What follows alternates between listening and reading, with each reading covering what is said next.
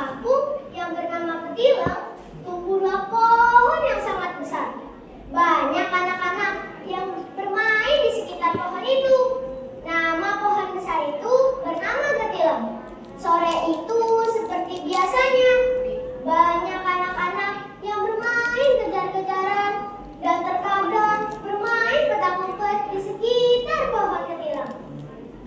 Ketika selesai bermain, anak-anak merasa penasaran mengapa ada pohon sebesar ini. Lalu ia menghampiri kakek yang paling tua di kampung itu, yang tengah duduk tidak jauh dari pohon Petilang. Salah satunya bertanya, "Kek, pohon ini besar banget ya?"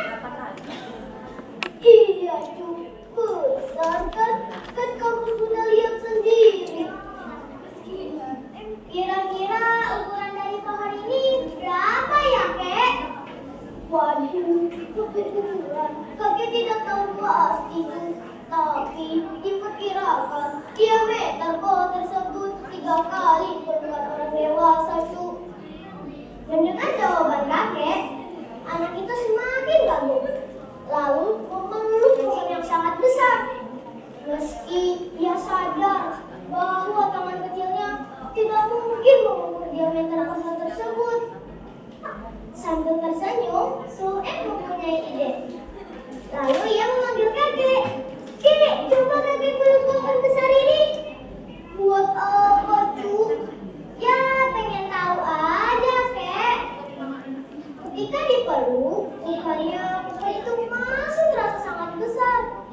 Sueb makin kagum sampai mulutnya terbuka.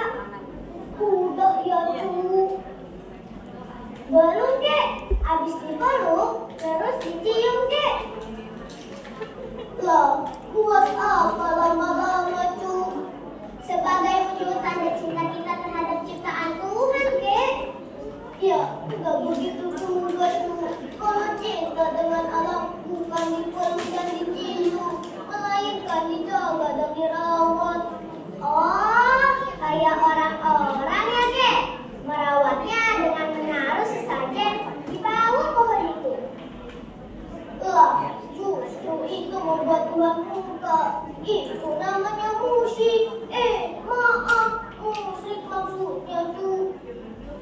"Musik itu apa, Kek?" "Musik itu menyekutukan Tuhan. Kita menganggap ada kekuatan yang melebihi kekuatan Tuhan. Padahal yang menumbuhkan pohon ini adalah Tuhan, dan pohon-pohon ini mengeluarkan oksigen. Coba kamu hirup udaranya, sejuk." "Iya, Kek, sejuk banget." "Oleh karena itu, jika mau lingkungan kita asri, tanamlah pohon-pohon yang banyak. Contoh juga pohon timun yang tingginya amat luar biasa, dan bayangannya saja menjalar sampai ke kampung tetangga." Anak lain yang mendengar penjelasan kakek makin terpesona. Ketika sedang asik mendengarkan penjelasan kakek, justru kakek menganjurkan untuk anak-anak pulang dan mandi sore. Anak-anak patuh, lalu pulang ke rumahnya masing-masing. Suatu hari Belanda datang, bertujuan untuk menghancurkan pohon Petilang karena ada proyek pembuatan jalur kereta api. Sebagian anak merasa sedih karena mengingat pohon yang selalu dijadikan tempat bermainnya sekarang sudah ditebang. Karena ini perintah Belanda, tetap harus dijalankan. Semua warga saling bergotong royong dan membantu untuk menebang pohon yang sangat besar. Dengan upaya dan kerja kerasnya, akhirnya pohon itu dapat ditebang. Tapi ketika pohon Petilang ditebang, bagian warga bingung akan pemanfaatan kayu yang sedemikian besar dan banyak. "Wah, kayunya banyak banget ya. Untuk persediaan kayu bangka lebih dari cukup. Kira-kira buat apa lagi ya? Saat mendapatkan pertanyaan seperti itu, sebagian warga berpikir untuk mencari solusi. Rupanya, kakek-kakek menawarkan ide cemerlang.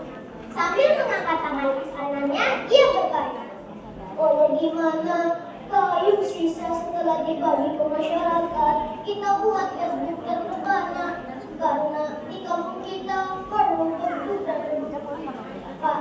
Insya Allah bermanfaat." Mendengar pendapat itu, semua masyarakat sangat setuju. Pada hari keesokannya, warga bergotong royong untuk membuat beduk.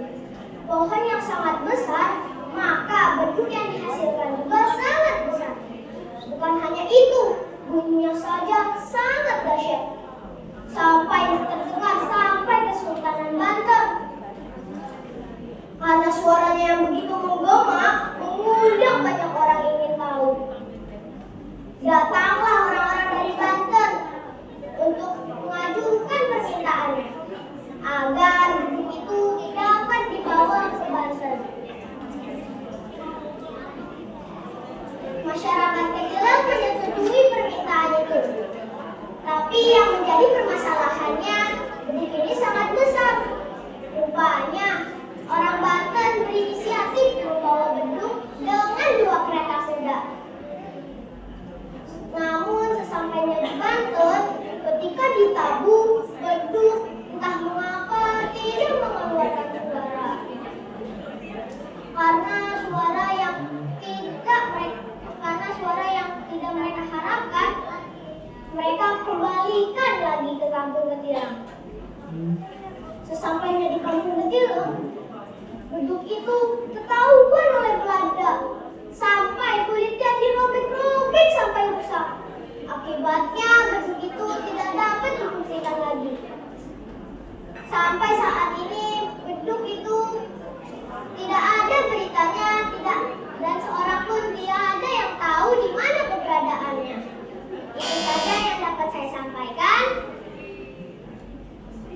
Kurang lebihnya mohon maaf. Bolehkah saya berpantun? Tiada gading yang tak retak, lautan mana yang tak berombak. Jika ada sumur di ladang, boleh kita menumpang mandi. Jika ada umurku panjang, insya Allah kita berjumpa lagi. Sekian, terima kasih. Dadah. Terima kasih. Demikian penampilan dari Adi Bapak Agung dari SDN di Wilayah 3. Sekali lagi himbauan untuk penonton.